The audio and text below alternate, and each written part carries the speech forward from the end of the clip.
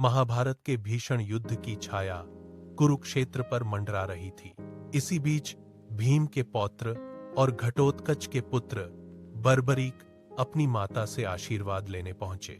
उन्होंने अपनी मां को एक अटूट वचन दिया कि वह युद्ध में हमेशा उसी पक्ष का साथ देंगे जो हार रहा होगा।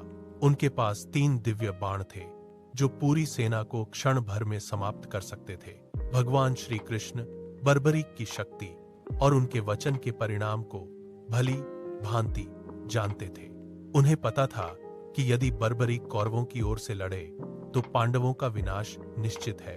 इसलिए कृष्ण ने एक ब्राह्मण का वेश धारण किया और बर्बरीक के मार्ग में उनकी परीक्षा लेने के लिए खड़े हो गए। उन्होंने बर्बरीक की वीरता को चुनौती दी। ब्राह्मण रूपी कृष्ण ने बर्बरीक से दान की याचना की। वीर बर्बरीक ने बिना संकोच कहा, हे ब्राह्मण देव, आप जो मांगेंगे मैं वही अर्पण कर दूंगा। तब कृष्ण ने उनसे उनका शीश मांग लिया।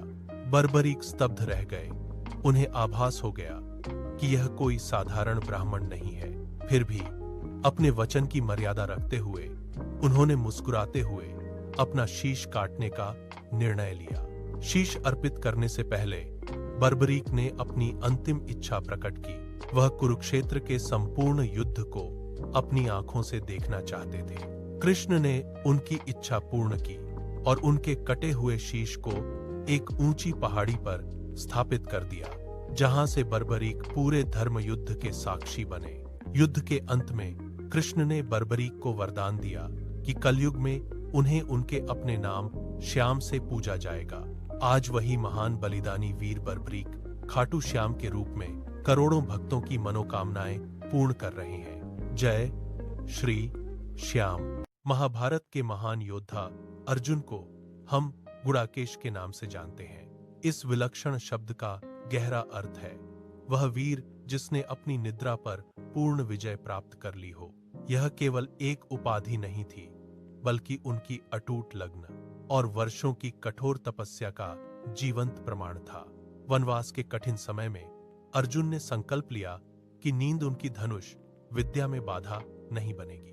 उनकी घोर साधना से प्रसन्न होकर निद्रा देवी प्रकट हुई।